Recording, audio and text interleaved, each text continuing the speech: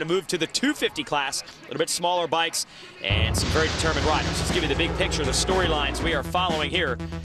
Well, it's Kawasaki's big three. They have won every single moto this year. We're talking about Dean Wilson, Tyla Rattray, and Blake Baggett. They've won all the motos, all the overalls. They're 1, 2, 3 in points. The championship most assuredly will be between those three. Now, Dean Wilson's leading the points, but has yet to win one of the overall weekend races so far this year. So a mixed season for him. Happy to be in the points lead, but he definitely wants an overall win before this year is up. Maybe today's the day. So can anyone else join them on the podium or even beat the Kawasaki riders? Eli Tomac was expected to do that at the beginning of the year. Martin Davalos pretty fast in practice today, but Cunningham has really been the guy as of late who has been the closest. But don't forget this guy, a wild card, Marvin Musquin, the Frenchman who missed most of the year with injury. He is very fast, he is healthy today, and a lot of people think this type of track could lend itself to his style. So maybe, Jeff, maybe someone can break up that Kawasaki trio, but it's not going to be easy. Show you the track map here at Unadilla. It's, of course, brought to you by Kawasaki and the 2012 KX450F, fully equipped and race ready. Let's talk about this track, Jeff. Take a look at it here. The start, right-handed start. If you get off the inside gate, where most likely fastest qualifier is going to line up all the way to the right, down through gravity cavity, get through some off cambers. A couple of U-turns here, tabletop in, tabletop out. Interesting section here for these 250Fs. As you come under this Toyota bridge, though, that step up, the final double on your way up, is going to be pretty tough for the 250Fs. You have to carry a lot of momentum. And the soil here is really soft, robs the horsepower. Of course, this downhill U-turn when you're trying to come back up, if you do not execute well on the 250F, that turn, you're going to give up a lot of time. Let's give you some track facts here at Unadilla. A little over 1.25 miles in length. Gravity cavity, the wall, and the sky shot. We'll show you those as the riders hit them. And there are your winners last year. Ryan Dungey on the big bike and Trey Kennard, who would go on to win the 250 title last year, won this race. But Trey will not be with us today. He is out with an injury, so get well soon, Trey. This track, as I mentioned earlier, has been here since the late 1960s, really at the very beginning of the sport in the U.S. altogether. So a lot of history soaked in here. Let's send it down to the third member of our broadcast team, Aaron Bates, with more. Aaron? The number 71 of Ryan Morais returns to racing since injury at a Las Vegas Supercross. He ended up having surgery the Thursday after repairing that right leg. He had a torn labrum, cartilage taken out, scar tissue, along with bone spurs. He's only been back riding for just 5 weeks. He said he doesn't have any expectations coming in after being out of the racing so long. 16th overall in practice. We'll see what he's got. Man, I'll tell you what, injuries have been way too consistent for this guy. He's been there a long time. What do the riders think of racing at Unadilla? Well, we talked to some of our top 250 pilots about this track.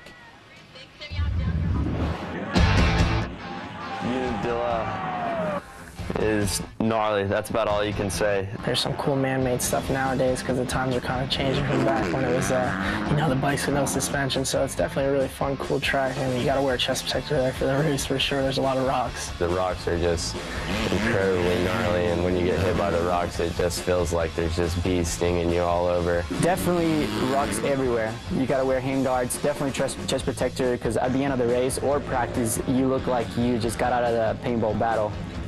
Your chest is absolutely destroyed, and arms and everything. It's a cool track. It's just real rocky, and it gets pretty hard and slick. The sickest thing is you come out of like where the finish is, you go in that hole, and then you jump to flats. And that's one of like my favorite things on the track, that and then that cool tabletop in the very back. The big tabletop in Unadilla is my favorite jump of the year by far. I mean, the fans are just waiting for somebody to whip it, so you know, you got to throw a little whip here and there just to keep them happy.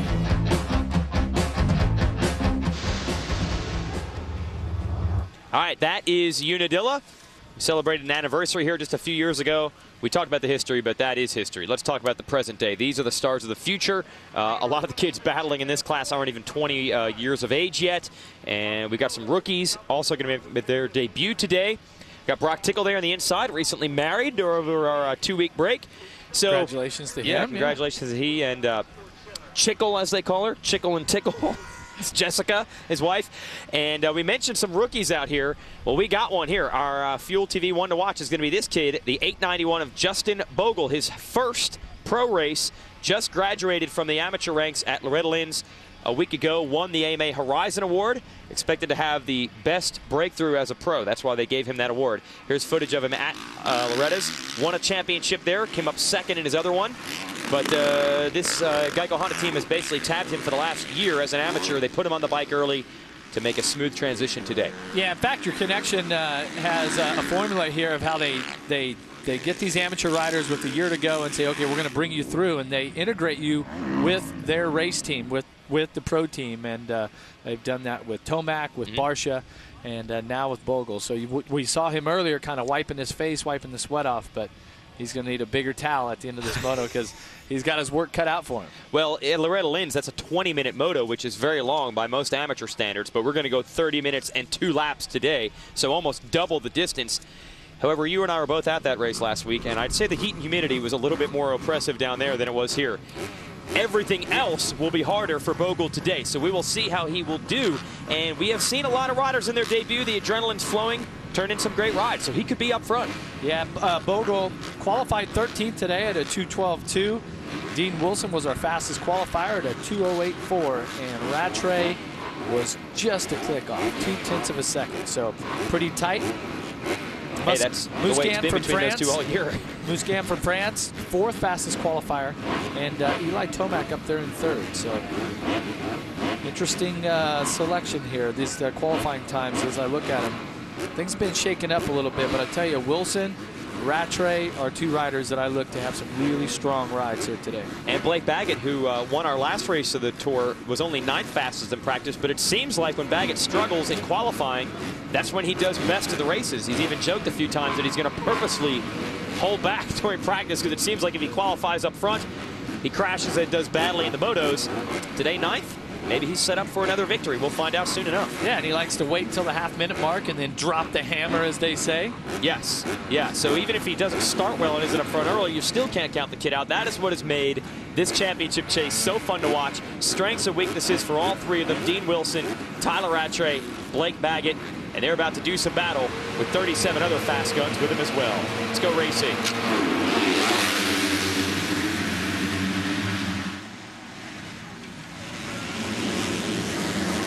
It's one of those Star Racing Yamahas. They got Swanepoel out front.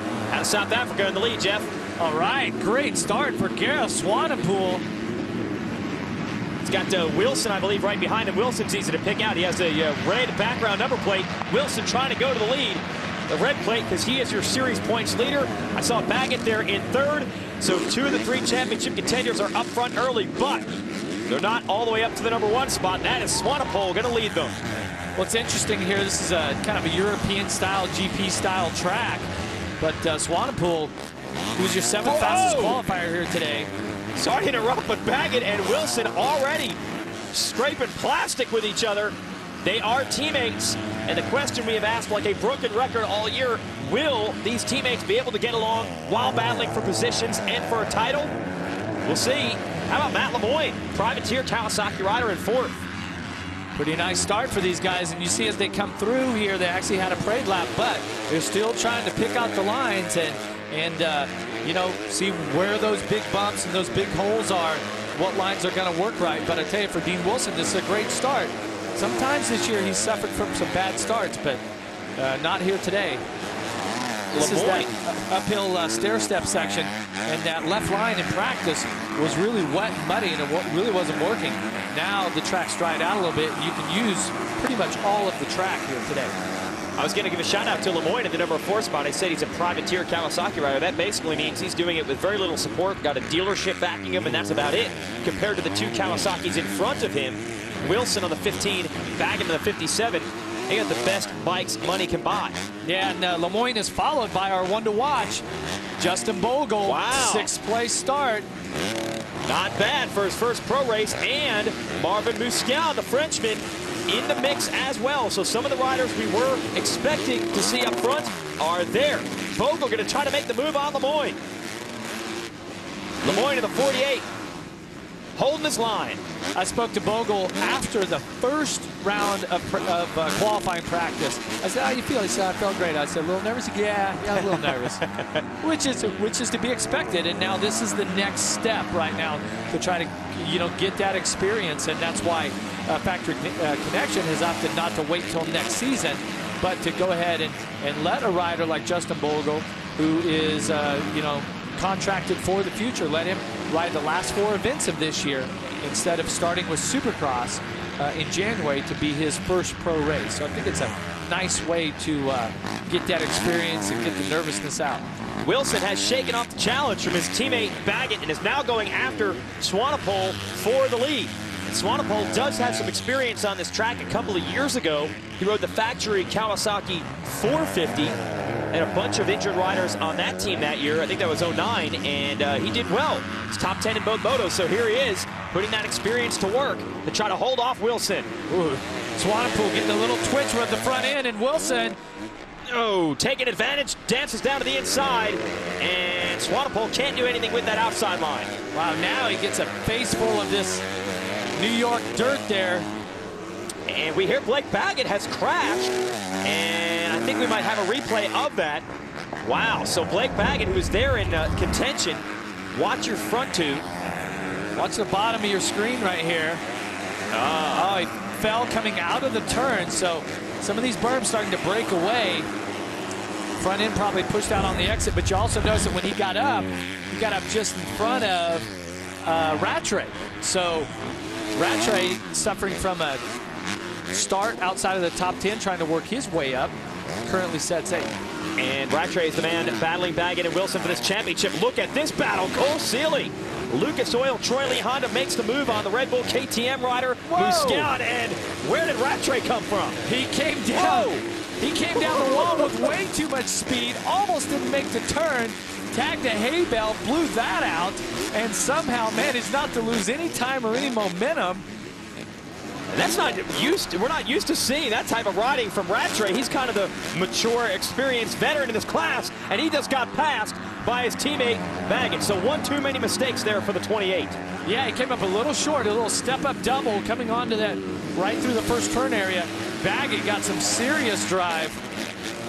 Man, this is exciting to watch. You've got a pack behind them as well. Kyle Cunningham and Eli Tomac trying to come with these boys to the front. Leaping out of gravity cavity we go. Musquin to the 125. And take us through Rattray here. He's not even in your screen at first, but he's about to be. Yeah, watch there on the right of your screen as Seeley and Musquin drop down. Look at Rattray, jumps down, barely keeps it inside of the track markers, just sliding the rear wheel all the way through there. And then Musquin changed lines and almost came across the front of Rattray, and now Baggett trying to go to Musquin, and Rattray goes down in the same area Baggett went down 1 lap ago. Wow. It's a wild race. So he's getting back up just in front of Davalos, or just behind Davalos, so that's going to put him in 13th. Ooh. And that's a Broc Tickle on the number 20 in front of both of them. Rattray going to get Davalos back. The Pro Circuit team over there, Mitch Payton to the right, they can barely keep up with all of this. Let's watch that one more time here. Watch Rattray on the inside, and watch the front wheel push out. Oh, he kind of stuffs it. That's what happens. There's a bit, and he's trying to turn out of the rut. Instead of go wide, he's trying to turn down to the inside. Wow, didn't work. He's giving up some spots. But you know who the benefactor is Wilson. Because if these riders finish, well, right now Baggett. Well, Baggett's moving up. Yeah. He just got around Seeley. And you'll should have Bogle in this mix as well. And Lemoyne. There's Baggett going to shut the door on Seeley as we drop into that big U-turn. Puts him up to 5th. And he's behind Lemoyne, who is 4th. Bogle, who is 3rd in his first ever pro race. Swanepoel 2nd. Wilson, your leader. And this group is so tight. Wilson's in 1st. There's only a 10-second gap to 8th. They're basically wheel to wheel all the way to about 14th or 15th, and then it starts to spread out a little bit. But it's 4 seconds between the 387 and the blue bike, Swanepoel, and your leader, Wilson. So Wilson trying to get away while everyone else is battling. And how about the kid out of Oklahoma in his first pro race, Justin Bogle, looking for the number 2 position. Pretty impressive. Right now, no signs of nervousness or anything like that. He's just looking really clean. I love his style. He's very calm on the bike, doesn't use a lot of energy, but the lap times don't lie. 2:12. Swanepoel was a 2:13. And only Wilson and Baggett and Tomac were in the 2:11. So 3 riders on the fastest pace. The only bad news for Bogle is some of his young teammates have set ridiculous standards to match. Remember, Justin Barcia led in his first ever pro race back in '09. And last year, Eli Tomac's first ever pro race, he won the whole thing. So if Bogle finishes second, they're going to say, what happened? What's wrong? Well, it's encouraging, and it shows the type of program that Factory Connection and Ziggy and Marzak and all those guys, all of the hard work they put in. Mike LaRocco guiding that team. So definitely have the ability to make the transition from the amateur ranks to get these guys ready for the pro ranks. And of course, Bogle, he has to put in all the hard work. They can tell him, they can show him, they can do all this stuff, but so far so good. Bogle looks really impressive. He's got another young guy on his back tire, though, that's had some pretty impressive rides this year. Oh, wait a minute. This is one of your Geico Honda riders down. Is that Wil Hahn? Unbelievable and down hard. Yes, it is Wil Hahn, who is really just a few races back from a series of injuries at the beginning of the year. And Broc Tickle is down. Remember, Tickle was battling Rattray for a piece of the top 10. Luckily, Tickle able to get up. Whereas Hahn, man, I hope for the best for him. Yeah, Hahn had a pretty hard get off in the first practice in the stair step area. Now another fall here in Moto 1. And your leader is Wilson. A lot of carnage out there behind him. Lots of great battles, great racing. He doesn't care about that. He is on a mission right now. He wants this moto victory.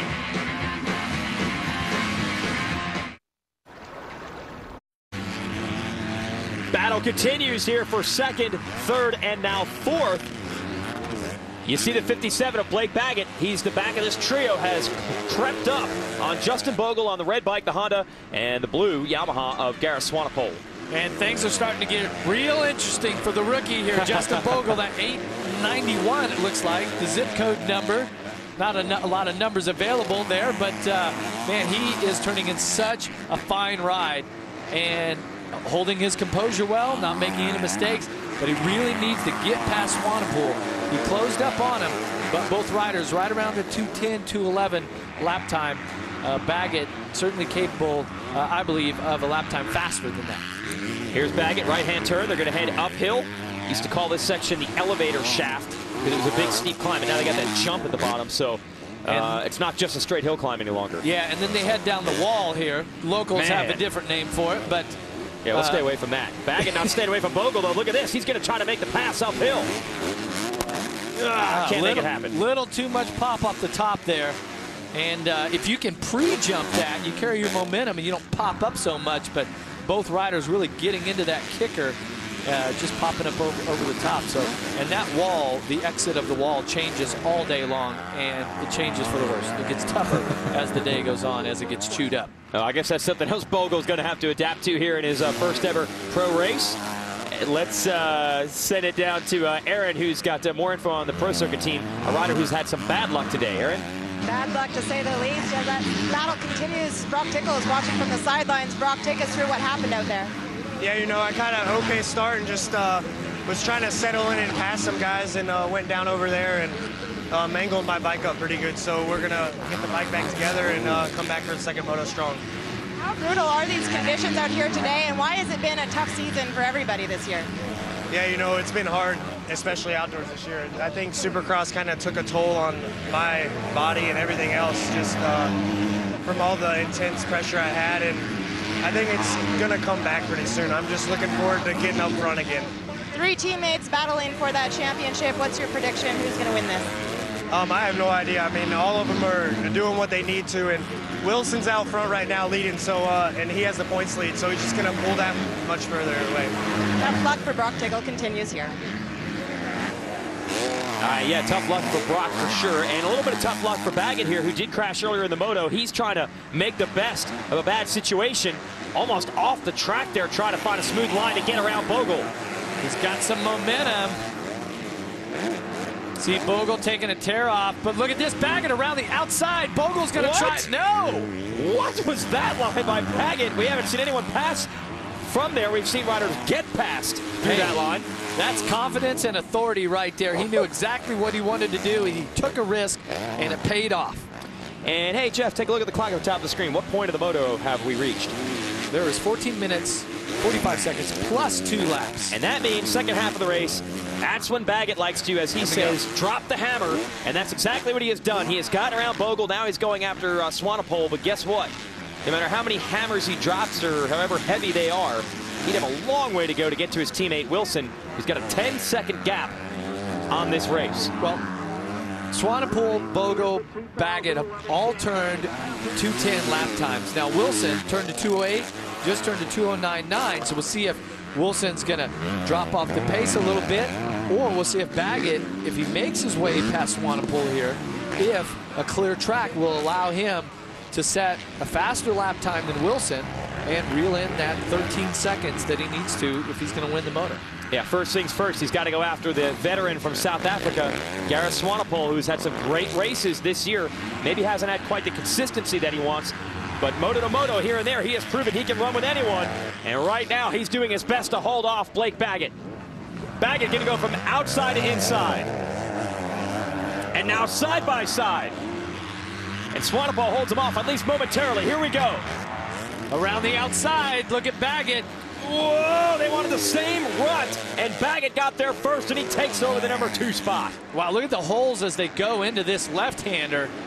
You double up there, and then you get on the brakes, but I tell you, Baggett on a mission, 13 minutes plus 2 laps.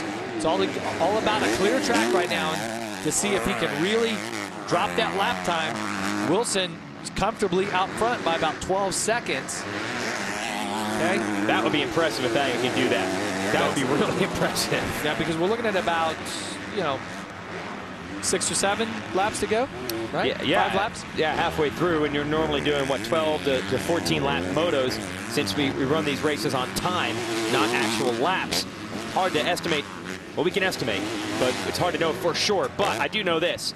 A 13-second gap is pretty sizable, and Wilson has been very consistent this year. He has not thrown away a lot of leads or a lot of time with mistakes or crashes. So it's going to be tough for Baggett to close in on him. And you just saw Wilson go by with the red number plate. There he is on the left side of your screen.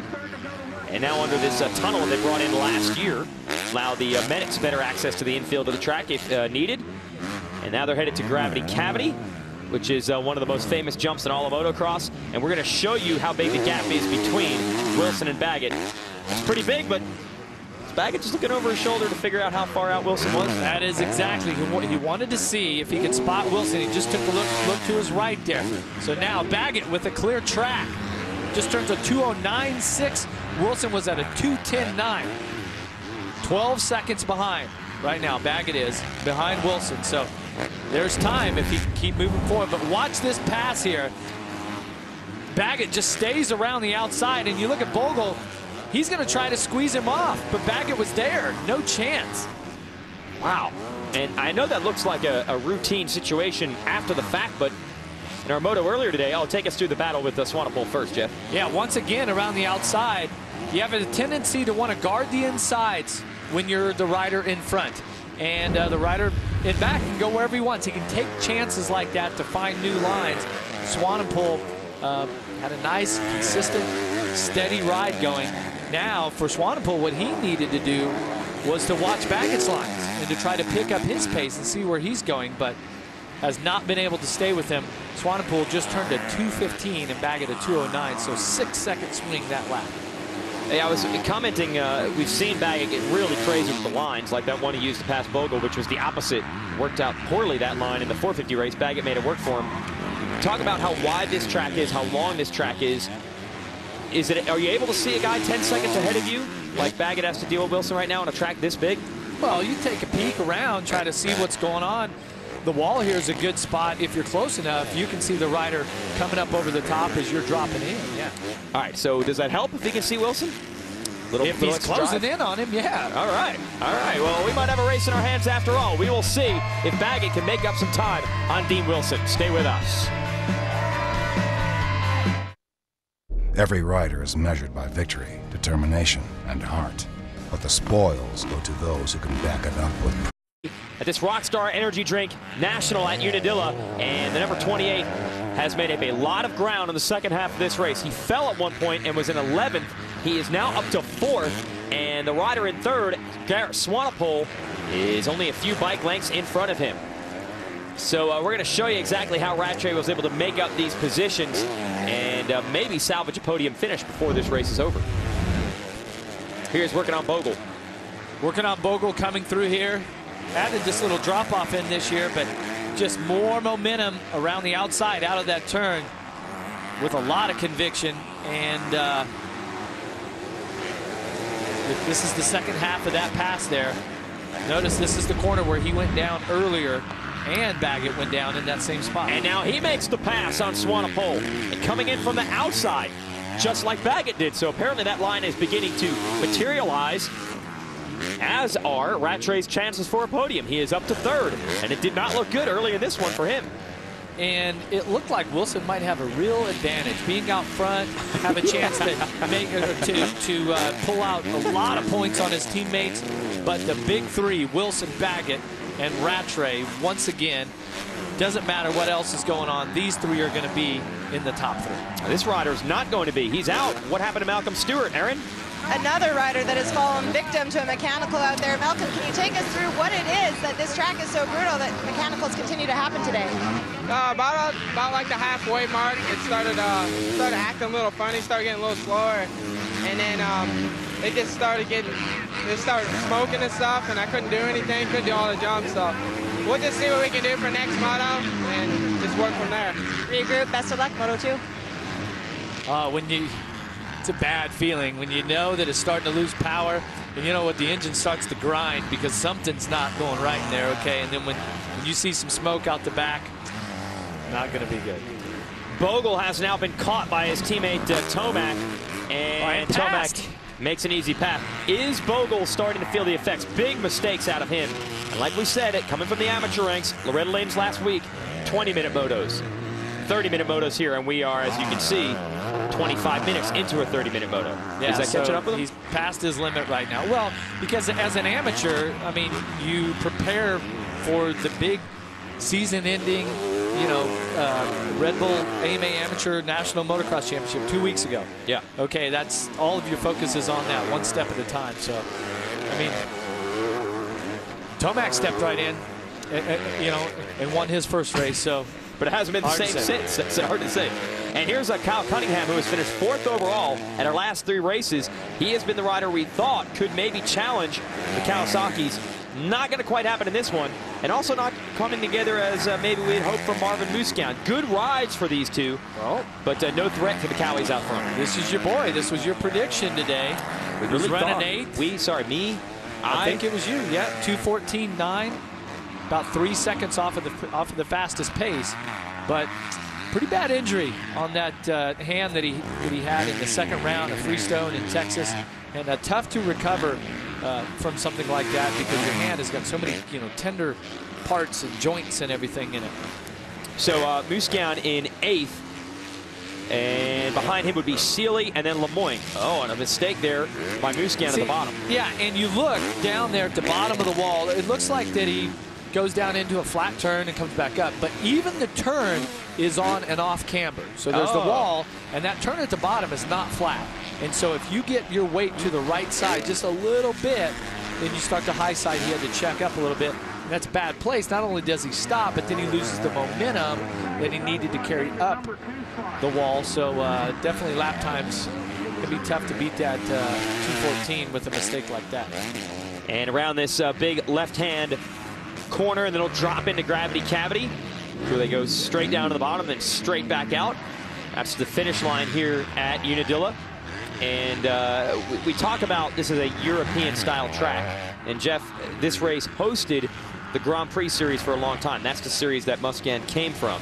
World Championship. World Championship. Yeah. Explain the difference in the way their tracks are there and the way some of the American tracks are generally. Well, I would say that in the past 4 or 5 years, this track has become more of an American style with these big jumps and tabletops.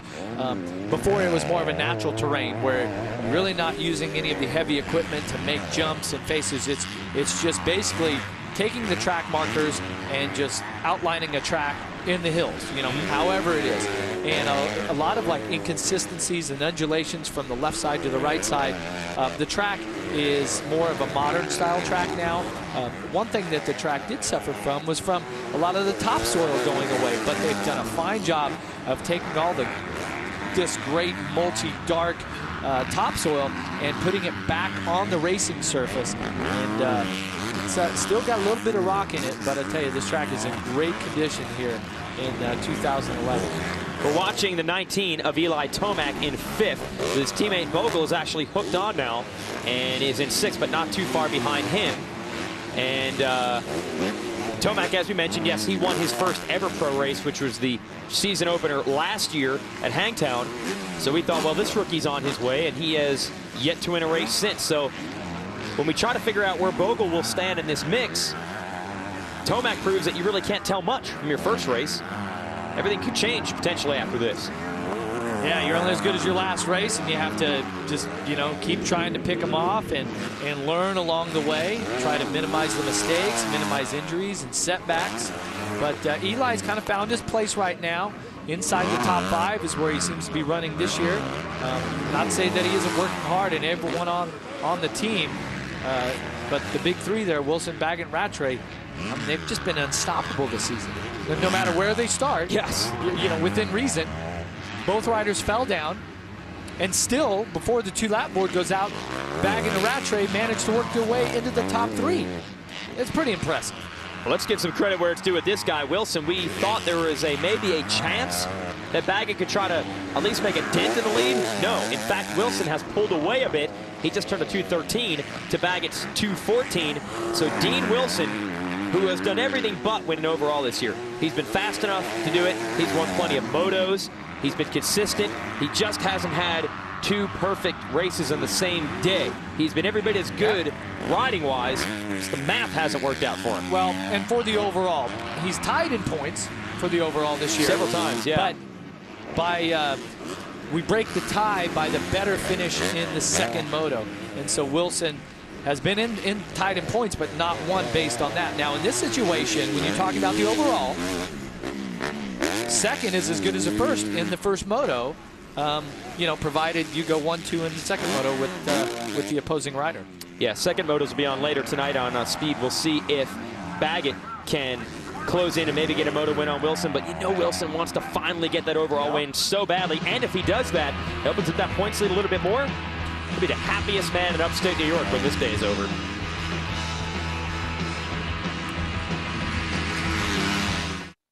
Every rider is measured by...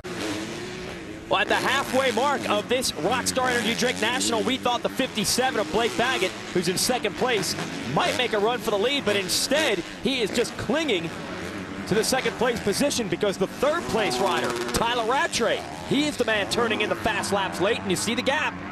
We have got a duel for second. Yeah, Rattray is closed in. He's still turning a 2:13, but it was Blake Baggett last lap around that turned a 2:19. Gave up close to 6 seconds on that last lap, and now the pressure is on.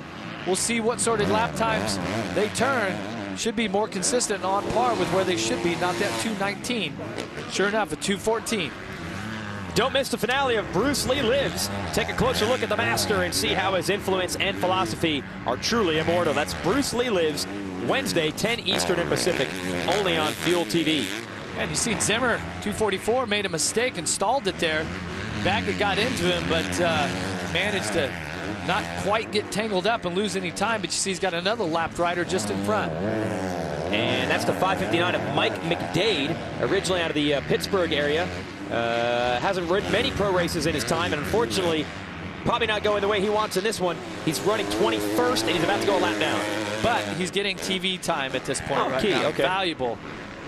He's actually only 1 point, one position away from scoring points. That's how fast these two guys are going. They've almost lapped up into the top 20. That's half the field. I don't know.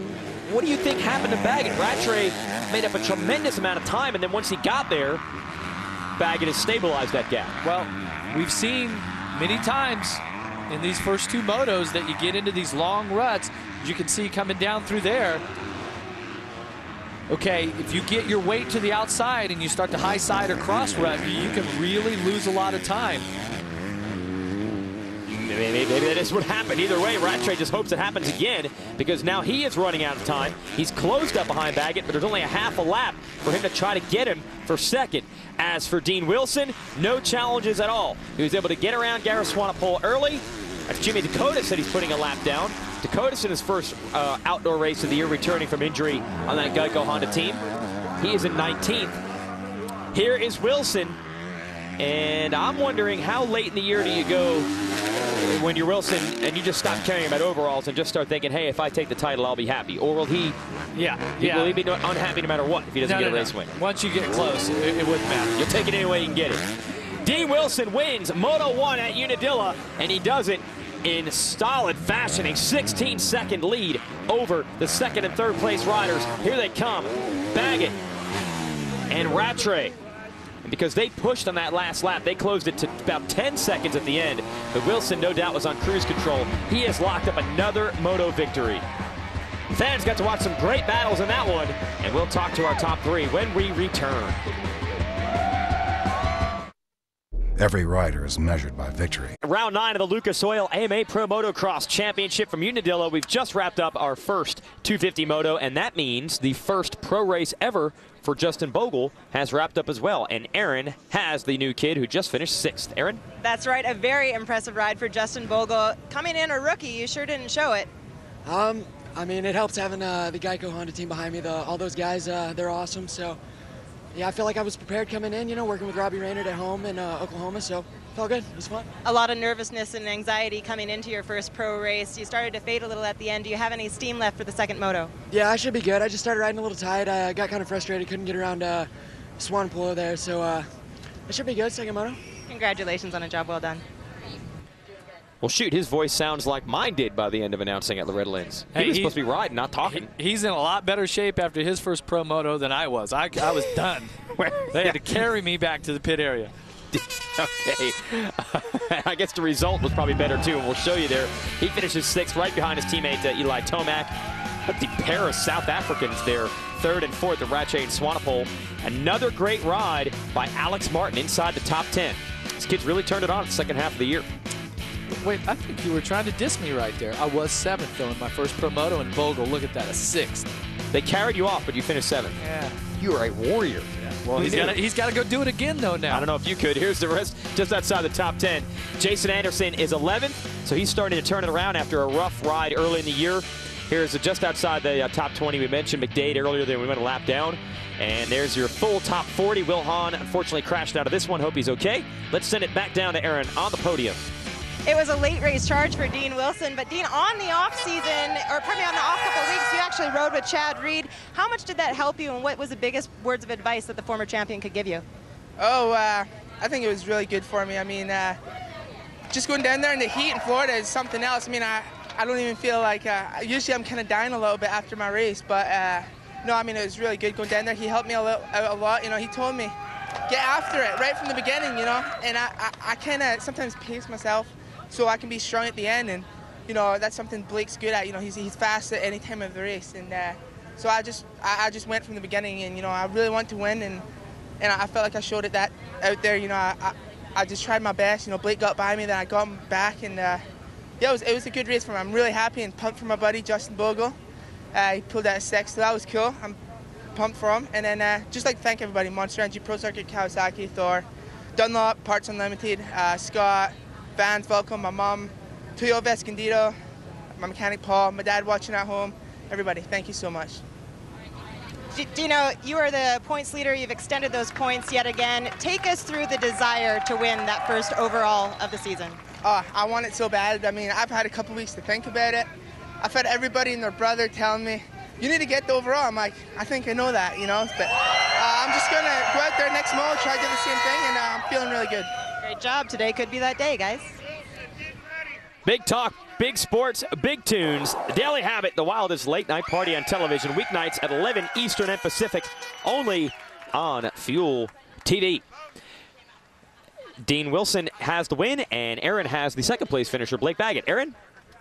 We saw Blake Baggett go down in the same corner as his teammate, but Blake, talk to us about how much this track has changed from morning to night, and has it opened up your guys' line choice? It's definitely changed a lot. You know, this morning it was really one line and super soft, and then now it's starting to dry out in the bottom of the ruts. The ruts are actually still muddy on top, but the bottom's getting dry, and the rocks are starting to come up. So, you know, it's really technical, and I washed front end over on that side of the track and on the other side of the track. So just gonna have to be patient and take this one as it comes. But I got to give it up to my team: Monster, Pro Series, Kawasaki, Thor, parts of the Advanced, Volcom, Traxxas, SoCal Super Trucks, Alden Baker, my mom, my dad, my girlfriend. Without them, we wouldn't all be here. We're coming down to the wire for this championship, and we noticed you were bumping bars with Wilson. What is the tension like between your teammate right now? You know, it's coming down to it, but I'm just trying to take race by race, you know, and whatever the points end up, they end up. So we'll see. See what happens. They continue to diffuse the rivalry inter-squadral. Yeah, it's so easy to say, oh, you know, whatever the points are, they are. It's cool, yeah. Yeah, they don't care at all. I work all week long, dedicated my life to my sport here, and the points are cool. Yeah, whatever, we're all good. Let's send it down to their other teammate, Tyla Rattray, who finished third. Aaron? This track definitely suits Tyla Rattray's style, and Tyla, you didn't necessarily know what to expect coming in this year with all the track changes that have been made, but is it going to boil down to who makes the most minimal amount of mistakes today? Oh yeah, definitely. You know, it's got a bad start and managed to work my way up and fell again. So pretty tough race for me, you know. But got to make a couple of suspension changes, change my front tire. It's track's pretty hard and slick, and I think it should be better for the second moto. So I just want to thank everyone from Monster Energy, Project Kawasaki, Parts of Thor, everyone. Best of luck for Moto 2. Some changes there. Yeah, there's a rider that wants points. He's disappointed. Yeah, not nearly as happy as Dean Wilson. I don't think we're surprised. We'll be right back to Unadilla after this.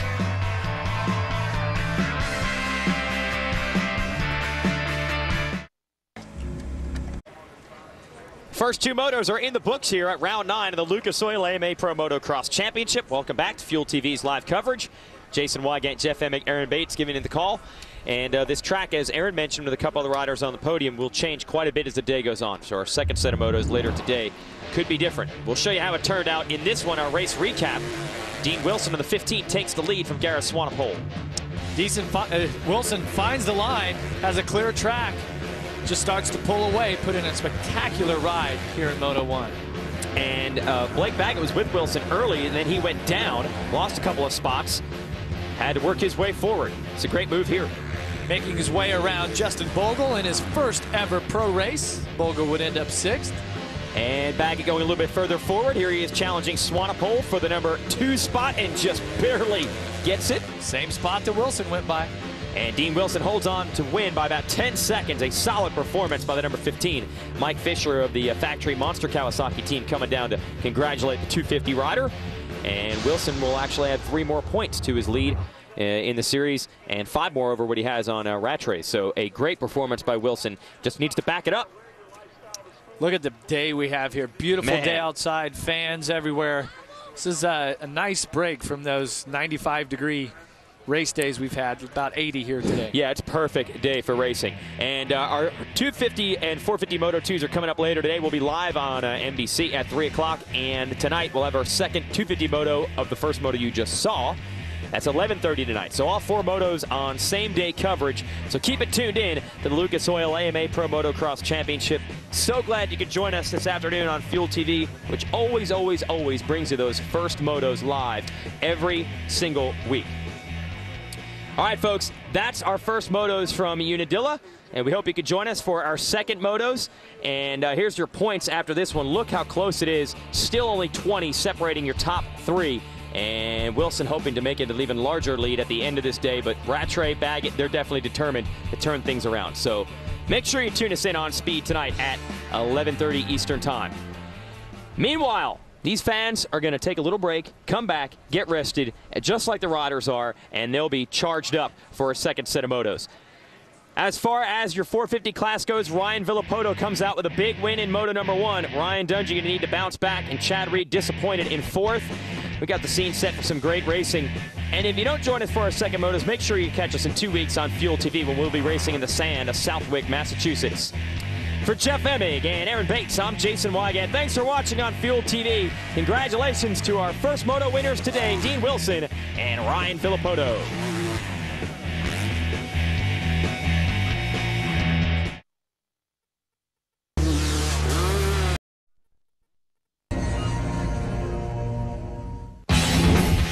In the 40-year history of American motocross, it seems history often gets made at Unadilla. In the midst of their historic championship run, one of these 3 Pro Circuit Kawasaki riders will claim the title. Scotland's Dean Wilson is the points leader. South African Tyla Rattray has a world championship pedigree. And American Blake Baggett is the lightning-fast rookie looking to upset his older teammates. The gate is set to drop on round 9 of the 2011 Lucas Oil AMA Pro Motocross Championship. History will be made again.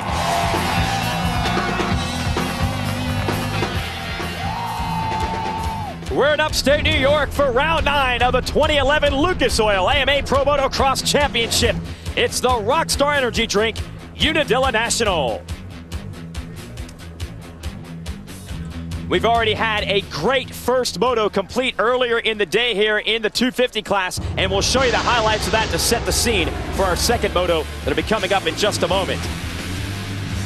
Riders battling for position, bumping, banging off the start. It's one of the Yamahas of Gareth Swanepoel going to grab the whole shot, but he's got a bunch of Kawasaki's right with him, including the 15 of Dean Wilson, also the number 125 of Marvin Musquin. But it is Wilson who's going to secure second, and then before long he would go for the lead on Swanepoel. Your series points leader is looking for victory, while his teammate Blake Baggett goes down and loses precious ground early. Here's Wilson going for the lead on Swanepoel. Carries the momentum around the outside. That leads him to the inside of the next section, and he's got the number 1 spot. That would give Wilson a clean track to put in some hot laps, but it was his teammate Blake Baggett making the move on the rookie Justin Bogle, trying to work his way back up into the top 3. So he would be 3rd and now up to 2nd as he gets around Swanepoel. They almost come together, and Baggett is just able to hold off the 387.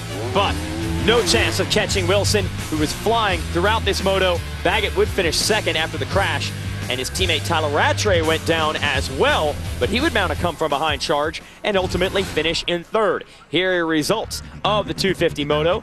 Number 1, and Tomac and the rookie Bogle, 5th and 6th. Musquin, Cunningham, Seeley, and Alex Martin round out the top 10. So no change. It's still 3 Kawasaki riders dominating this thing. And after the moto, Dean Wilson talked to our Aaron Bates. It was a late race charge for Dean Wilson, but Dean, on the off season, or pardon me, on the off couple of weeks, you actually rode with Chad Reed. How much did that help you, and what was the biggest words of advice that the former champion could give you? Oh, I think it was really good for me. I mean, just going down there in the heat in Florida is something else. I mean, I don't even feel like, usually I'm kind of dying a little bit after my race, but no, I mean, it was really good going down there. He helped me out a lot, you know. He told me, get after it right from the beginning, you know, and I kind of sometimes pace myself so I can be strong at the end, and you know, that's something Blake's good at. You know, he's fast at any time of the race, and so I just went from the beginning, and you know, I really want to win, and I felt like I showed it that out there. You know, I just tried my best. You know, Blake got by me, then I got him back, and yeah, it was a good race for me. I'm really happy and pumped for my buddy Justin Bogle. He pulled out a 6th, so that was cool. And that was your Progressive pre-race report. So let's set the big picture storylines up for this second moto about to get underway. First of all, at Unadilla, horsepower rules, especially on a 250. Well, up some of these hills, if you don't execute the turn properly and keep your momentum going, horsepower can save you. Dean Wilson needs an overall win. He's won plenty of motos. He's leading the series standings, but he is yet to be the overall winner at the end of any given weekend. Could today be the day, Jeff? Yeah, Wilson now has 6 moto wins, but no overall, and he is the points leader. But he did win the first moto today, so if he can repeat that performance, he will be your overall winner. You've got to put in 2 consistent performances to win overall in motocross. There is Wilson surveying the track. as we prepare for Moto number 2. Jason Wygant, Jeff Emig, and Aaron Bates, of course, are going to be here as your hosts for this second Moto. You think Wilson's style works for Unadilla? It does. This tall stature that he has, but I tell you, Baggett has 5 overall wins, Rattray 3. Wilson's got the points lead, but no overall wins. So there's a bit of bragging rights there. You go in the record books for overall wins. Of course, at the end of the season, if he is the champion, he's not going to worry about the overall wins. But right now, if you win the overall, it means that you have received the most points, earned the most points for the day. That's the focus. Yeah, exactly. He wants maximum points, and if he does that, he also gets the overall win, the bonus, the accolades that come with it. So we're going to be watching the number 15 today. Through 8 rounds, no one has been able to tame the Kawasaki trio of Wilson, Rattray, and Baggett. Can these riders dodge the roots and conquer historic Unadilla? We are ready to drop the gate and find out. Jason, Jeff, and Aaron will have all the action when the Lucas Oil AM8 Pro Motocross Championship returns.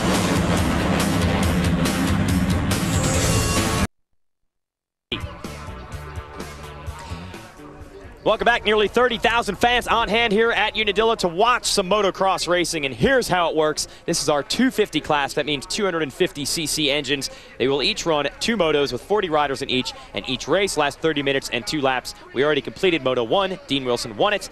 We will combine the scores from those 2 races to determine an overall winner for the day. Now, after that first moto is complete, that means there's been a bit of a shakeup in the series standings. Dean Wilson, by taking the win, has extended his points lead by just a bit. Tyla Rattray and Blake Baggett, his teammates, are still second and third, but Rattray goes from 13 points back to now 18. But it's still anyone's championship between those 3 Pro Circuit Kawasaki riders. For more on them, check this out.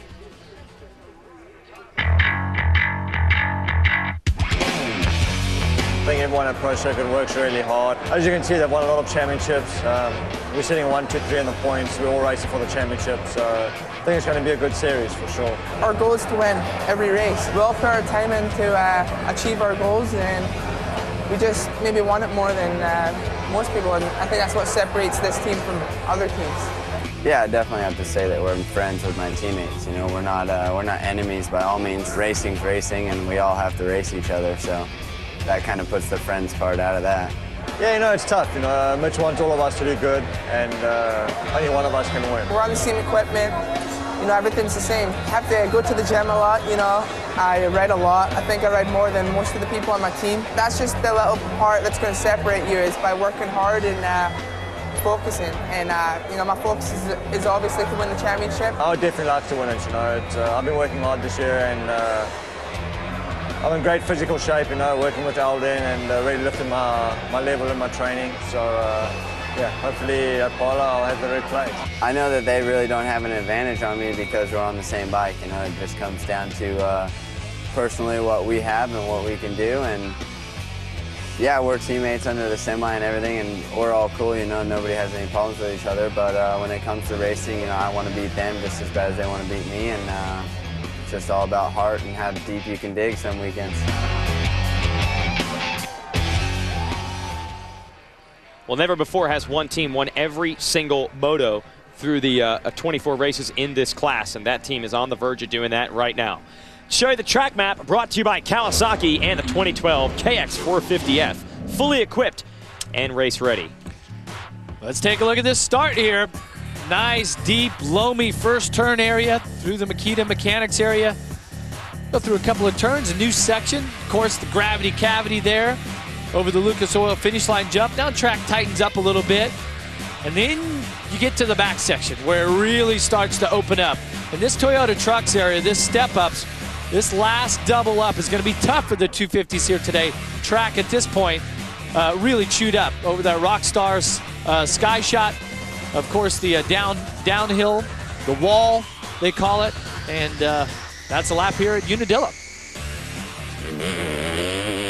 On board here, our GoPro with Gareth Swanepoel, DNA Shred Sticks Yamaha. Earlier today in qualifying practice when the track was nice and smooth, a little bit deep and loamy and muddy in spots. Track's going to be quite a bit different here for Moto 2 as it will dry it up quite a bit.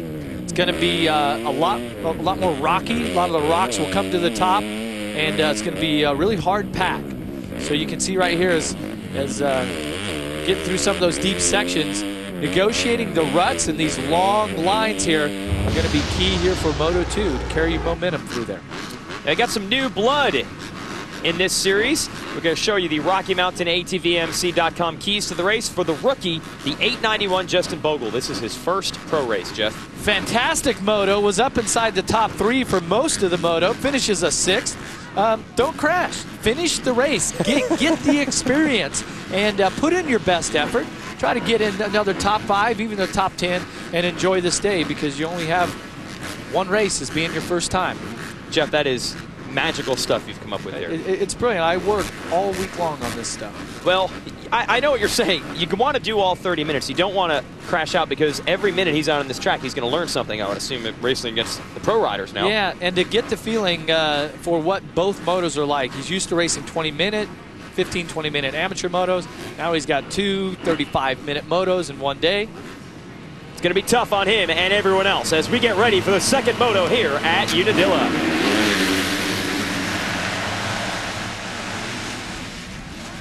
And a bunch of Hondas up front in a pack. And I think it's Bogle who's leading him around. No, it's the 66 of James Dakotas. Dakotas and Bogle making their outdoor debut for that team right here. Dakotas was out with an elbow injury for quite some time, and he's back in action with the lead, leading Wilson, Kyle Cunningham on the 35. Well, let's find out where our championship leaders are. Dean Wilson was second off that start, and it was so close. Oh, and Wilson almost goes down. Ooh. That could have ruined everything. There's Bogle, had the good start. He's up to third. He makes the move on Cunningham. How about these Hondas right here? Yeah.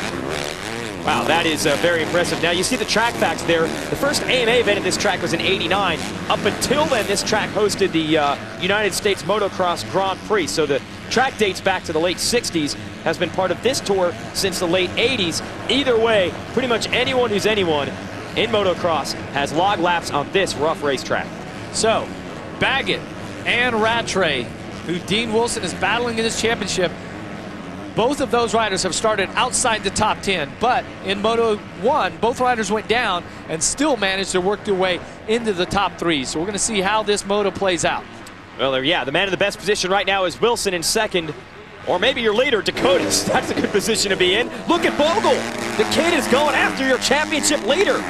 Boy, what a moment that would be. Bogle coming in here with high hopes, big expectations, and he certainly is qualified. And I'll say it again, when a rider like Bogle can come through and run inside the top 5, the top 10, and run the pace of the leaders, it really shows you what the American motocross amateur motocross system. Oh, that's Tyla Rattray down and in a bad spot. And I'm not sure if he's hurt or if the bike is banged up or what, but he is not in a hurry to get back into this one. Almost looks like he's favoring his right leg, right foot, but he's not reacting too quickly here. Might have bumped his head, knocked the wind out of himself, maybe a combination of all of that, but championship points and all that really slipping away with a crash like that. Well, how about Dakotas, kid out of New England? He is actually a replacement rider on this team, the injured Blake Wharton, who missed his entire summer with a shoulder injury, but Dakotas missed most of the summer as well with that elbow problem. But he is back in a big way right now. He's going to lead the first lap at Unadilla with Wilson right behind him. Then it's Bogle, then it's Tomac. What'd you say about those Hondas, man? They are up front. Yeah, and I'm gonna watch Jimmy D here pretty close because I made a comment to him after watching qualifying practice, you know, a recommendation with this technique. And hay bale cover coming off. And personally, I want to see if he's going to correct it. Free of charge? Yeah, what's interesting is we talked about it. He's all, you know, I felt the same thing. And that was how he puts his foot down on the inside of the turn. He had a tendency to hit his foot on the dirt instead of just carry it above the dirt. And it was kind of offsetting his technique. So, all right, well, you got the best seat in the house to watch him. He's the student now. And Wilson's going to school on him also. He's studying the lines of Dakotas and trying to figure out how to make a pass. Nice right there. I'm liking what I'm seeing, but he's got heavy pressure by Dean Wilson.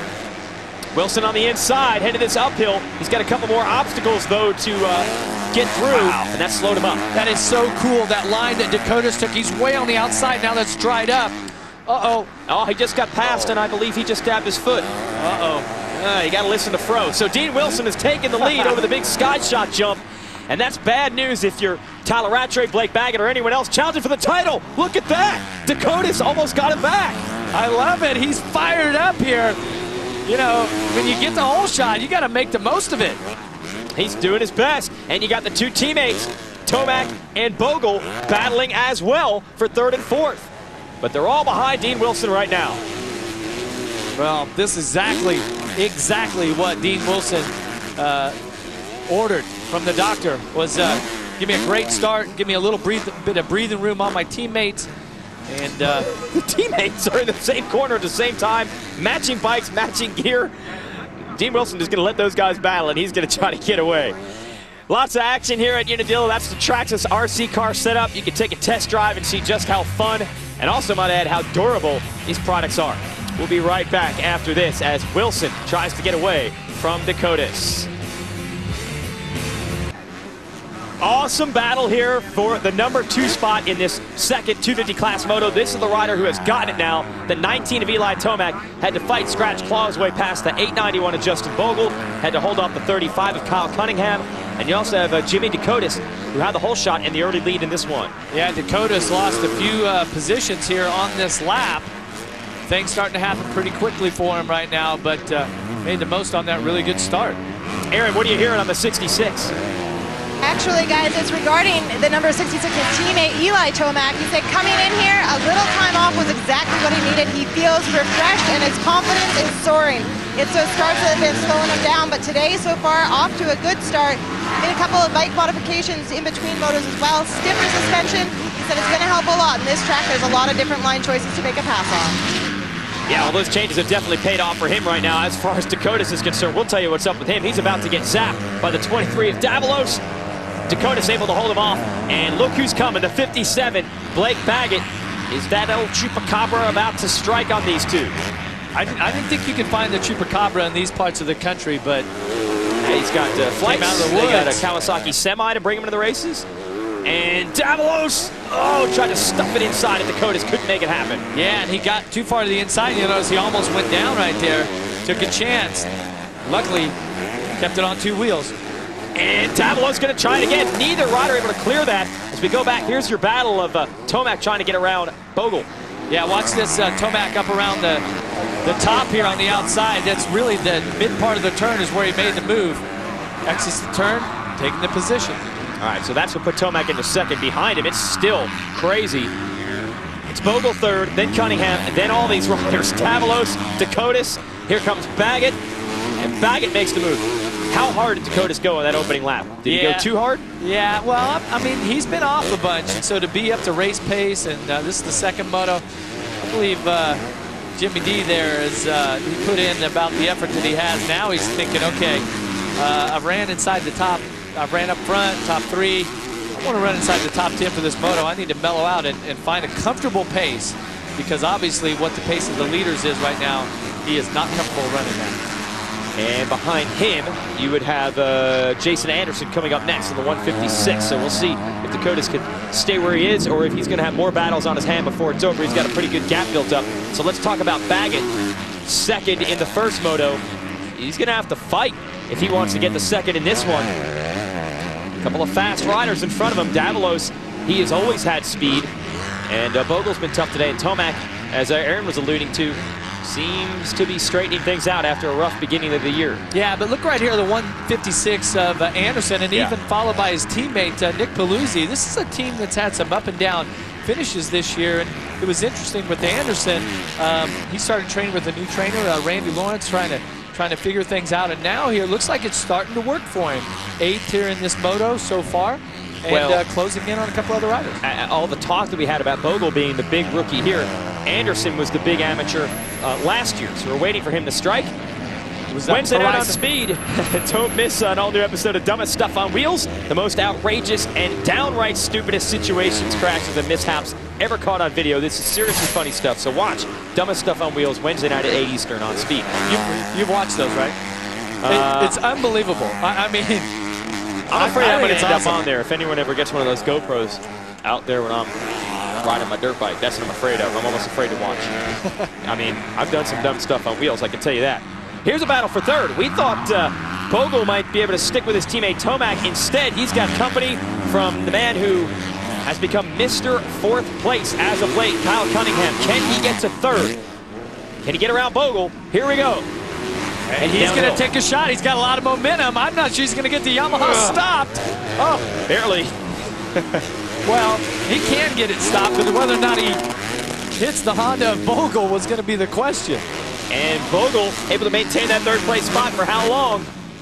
They've dropped back quite a bit right now on Tomac. You don't see the 19 in front of them, so it is a private duel, one-on-one for this third place spot.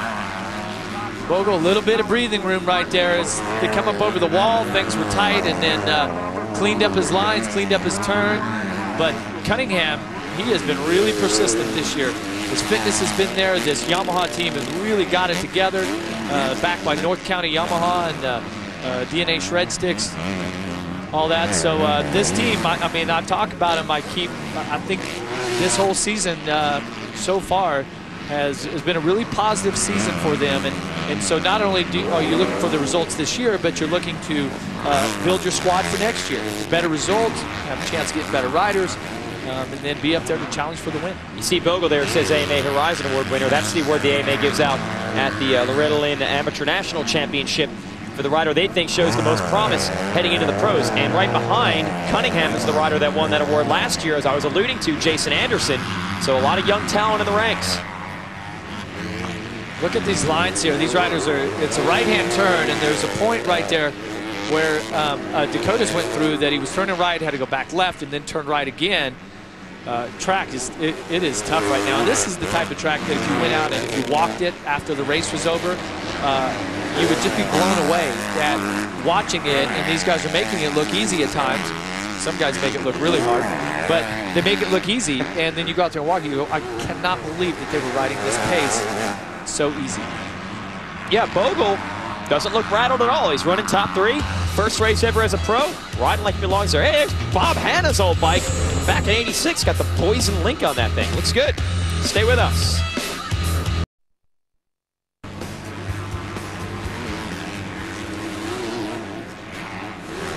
Well, you know when you're watching the 250 class of the Lucas Oil AMA Pro Motocross Championship, there's going to be a battle.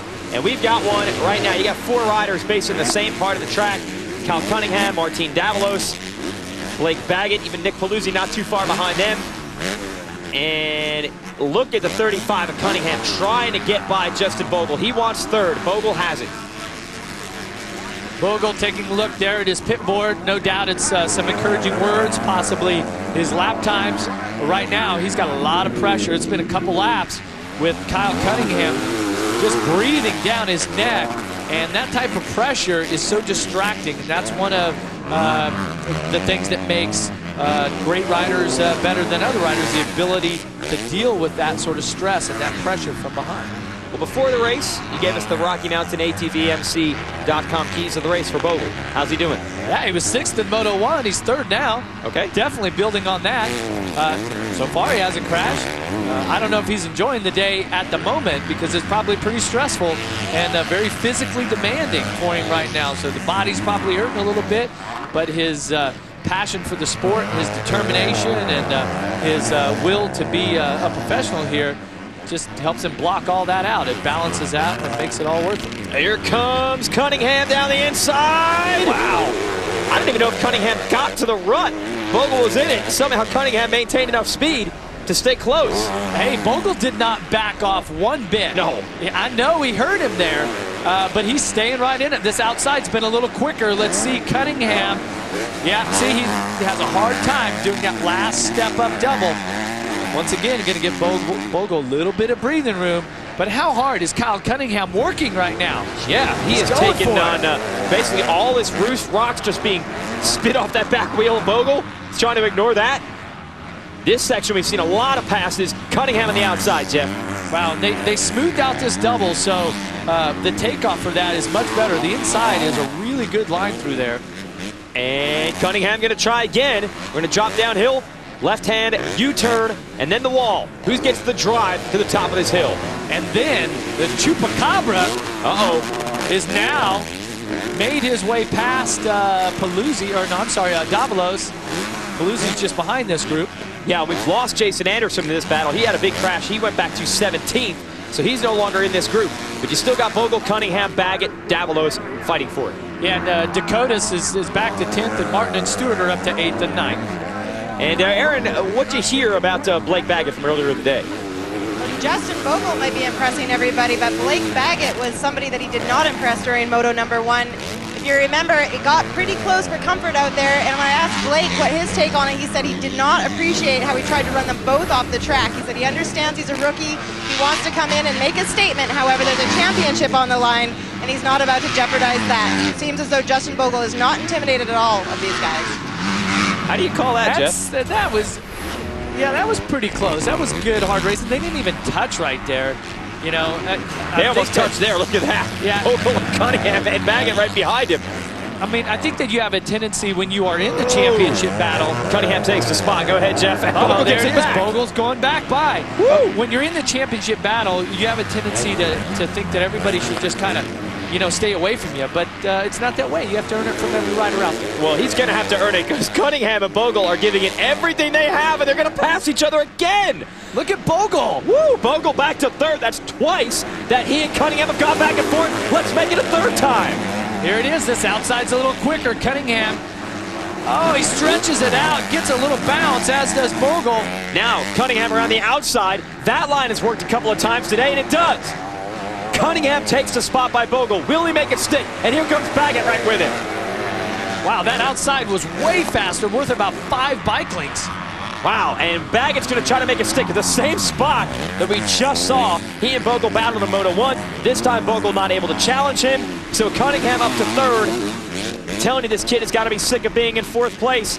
But just the moment he gets into 3rd, he's got Blake Baggett behind him. Yeah, this is going to be an interesting little battle here because both these riders are fit. They've been strong all season long. And I look for Cunningham to be really stingy here. If Baggett tries to make the pass on him, Cunningham's racing hard right now. Yeah, and even if Baggett's able to get around Cunningham, and that's no guarantee, he's got a long way to go to catch up to Tomac or his teammate Wilson. Tomac riding well. They've got a big lead on this battle for 3rd. And Cunningham, man, he is sick of looking at the back of those monster Pro Circuit Kawasaki's. He wants to finish in front of at least one of them here, and he's going to do everything he can to hold off Baggett. So our leaders, Wilson and Tomac, both turned some 211s, right? That mid 211. And Cunningham comes by with a 214, as does Baggett. All right, get a cold drink, try to relax, get ready for what should be an exciting finish here at Unadilla. Oh, Blake Baggett and Kyle Cunningham still duking it out. They were battling as we went to commercial. Oh, and Baggett, how did he not fall? He had both feet off the pegs on the bottom of that U-turn. Somehow maintained his balance. Unbelievable racing here. This is the battle for 3rd place. And more importantly for Blake Baggett, it's valuable championship points because the points leader is out front, wheeling away. Wow. Wednesday night on Speed, 4 car fanatics face off in the wildest car competition ever. So don't miss an all-new episode of My Ride Rules, Wednesday night, 9 Eastern, exclusively on Speed. Well, an exchange of mistakes there for Baggett and Cunningham, and I guess Cunningham's mistake was bigger. Baggett made the pass. Yeah, Baggett made the pass. Now this is going to give him a bit of a clearer track. They are 23 seconds behind the leader, which puts them about 17 behind 2nd, which is Eli Tomac. Wilson's out front, and they're turning at 214, 216, and the leaders are at 211 and 212. So Chupacabra here is going to have, or is it El Chupacabra?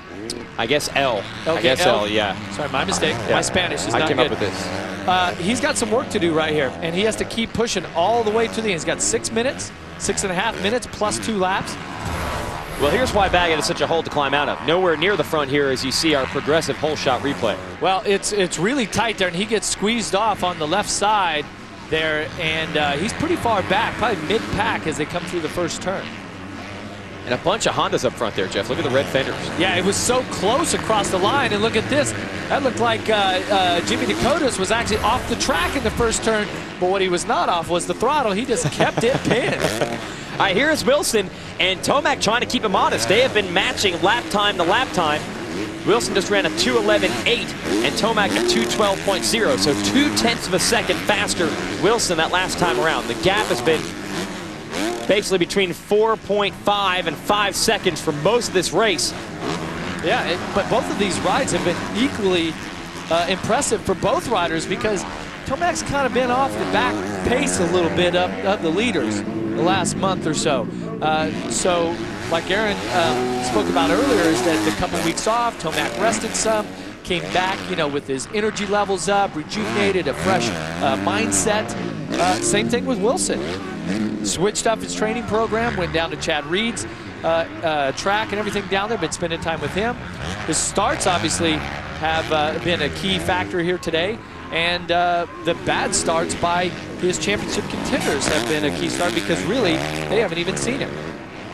And a little mistake there in this right-hand turn, Jeff. Take us through this. Yeah, watch as he comes in here. Nice, comfortable lead. Front wheel's going to push out just a little bit. Let's see if he hits a rock.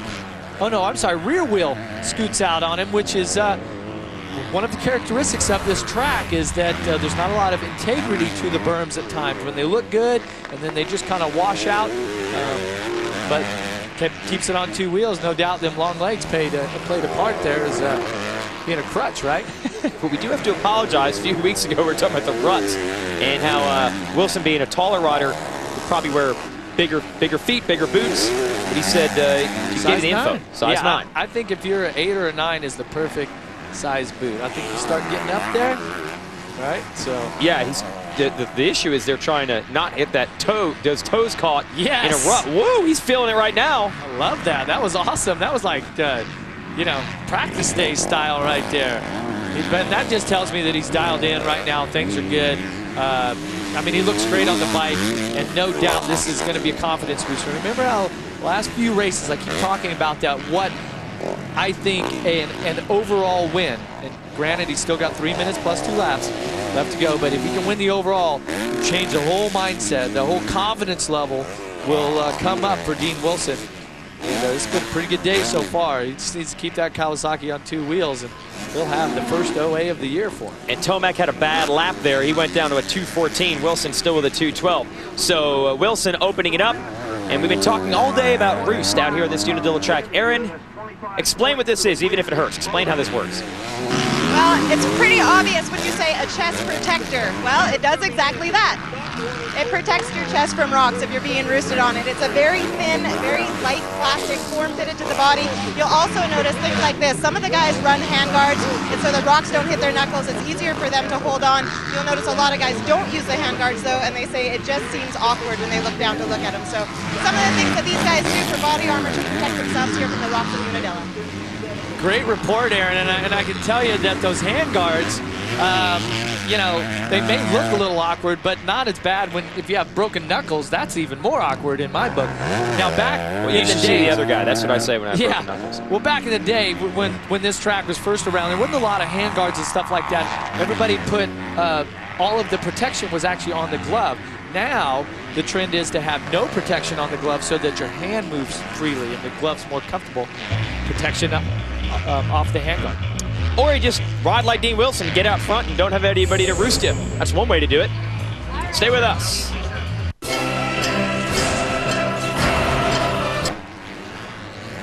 Dean Wilson putting the finishing touches on a 1-1 moto sweep. He won the first moto earlier today. He has led the majority here of moto number 2, and he's looking at his first victory of the year, and he'll extend that championship points lead. That's why he has that red number plate on his bike. He is your series leader. And even though Wilson has had the points lead, in the last few races, we've actually seen him, you know, be pretty frustrated leaving the event. Yeah. He's tied for the overall and not won, and And he's had some good races, bad races, managed to keep the number, the red plate. But today is going to be all positive. It's going to be a huge confidence booster for him. And it just, that first Moto podium interview, I just seen a real spark. And, he's got to be happy about the way things are shaping up. And I do think that his starts have played a key point in this and setting the stage here for these good rides. Big gap now back to Tomac, who was challenging Wilson at the 20-minute mark in this moto, but he has lost pace just a little bit down the stretch here. Still a good ride for Tomac, who a lot of people thought was a favorite for this championship when the year began. He's definitely had some rough moments, and just rebuilding the program at this point, looking for podiums. Yeah, and Tomac, so much of the year, it looked like that he was struggling and he was just a little flat. He mentioned that during the two-weekend break that we had, that he took some time off, and it's obvious that he's came back with a new attitude. His energy levels are up, he's rejuvenated, and all day today, I think that he's rode with more confidence, more aggression than what I've seen him ride really this whole summer.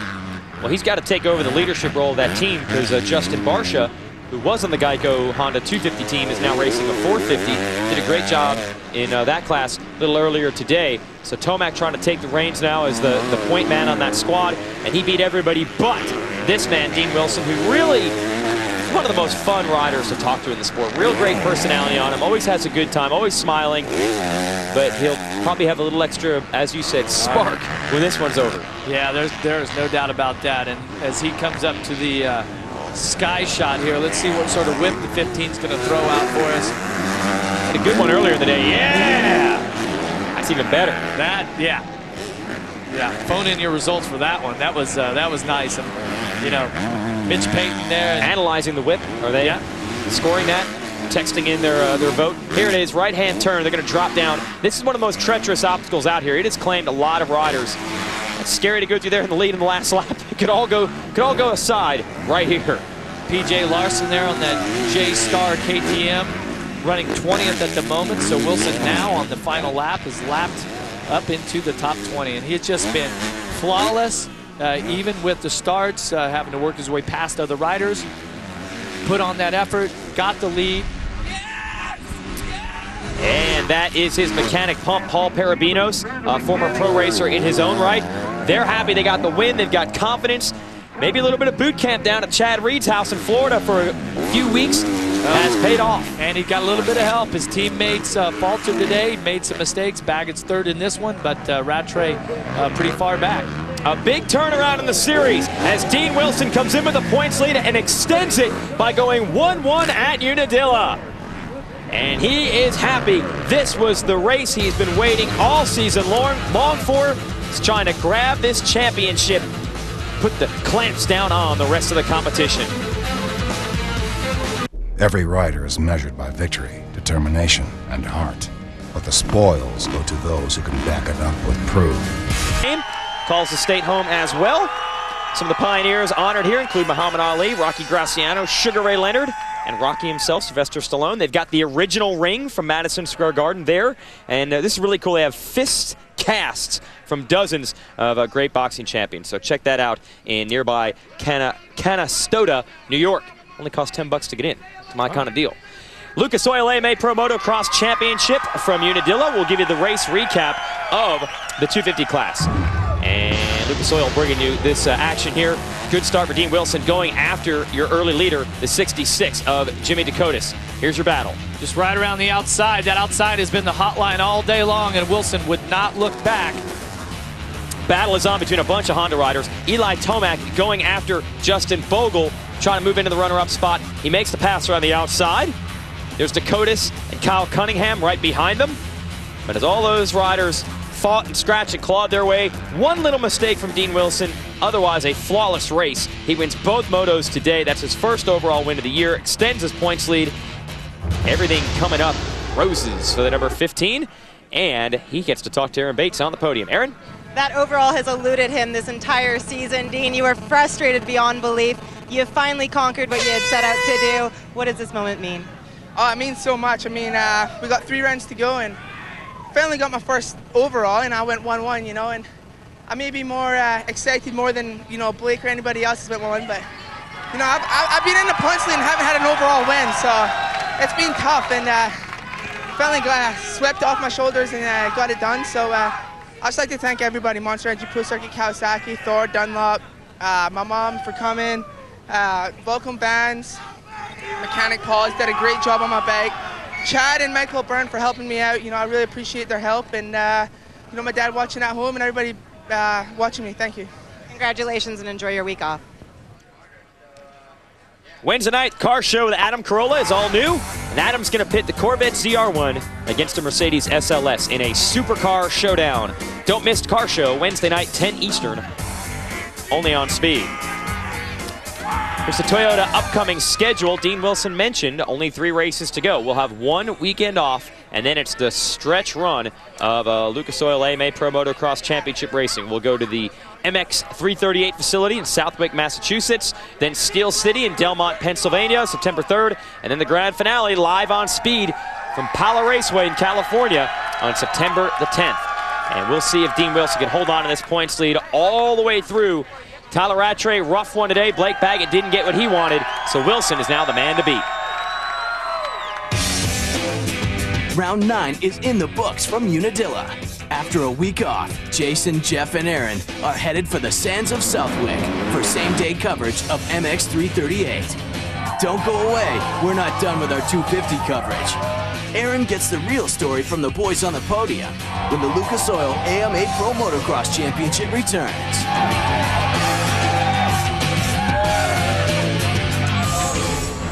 Each week, 4 new car freaks. The only thing hotter. We'll fuel anything that pond. If you end up in that, you have made a huge mistake on the racetrack. If you end up on the podium, though, you're in great shape.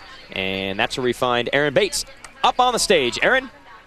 It was tough to leave here without making any type of mistakes today for all these riders, whether it be mechanical or not. But Blake, take us through, you said the minimal amount of mistakes is what it was going to take to succeed here today. You were trying to fight traction all day long. Did you succeed? No, yeah, I definitely didn't succeed. I mean, second place, I'm pumped for that. But yeah, the track was just brutal, gnarly, super muddy this morning and soft, and then it got hard and kind of crusty, and then the rocks started coming in later. So searching for traction was, you know, I tried what I could, and we switched as much as we could, and nothing really made it excellent. So, you know, I got to give it to my team, though. Monster Energy, Pro Circuit, Kawasaki, Thor, Parts Unlimited, Vans, Volcom, Traxxas, SoCal Super Trucks, Dunlop, Scott, Alden Baker, my trainer, my mom, my dad, my girlfriend. Without them, it wouldn't be possible. So we'll see if we can come and get them next weekend. Here are your overall results here. Doesn't look like that bad of a day for Baggett, but when Wilson goes out there and lays a whooping on everybody like he did, he's definitely not going to be happy. And how about Bogle? Great performance, well up inside the top 10 in his first ever pro race. Let's send it back down to Aaron. Eli Tomac said that he was refreshed when he came in after having a 2-week break. Eli, congratulations. You made it back up on the podium, and now you've got another weekend off. What can we expect to see from you in Southwick? Well, I definitely like the sand, so that'll be fun, but this week was definitely awesome. We had a nice couple weeks off, so I got, you know, rested and recovered. And I finally got a good start there in the second moto and just made it happen and rode like my old self. Congratulations on a job well done here today.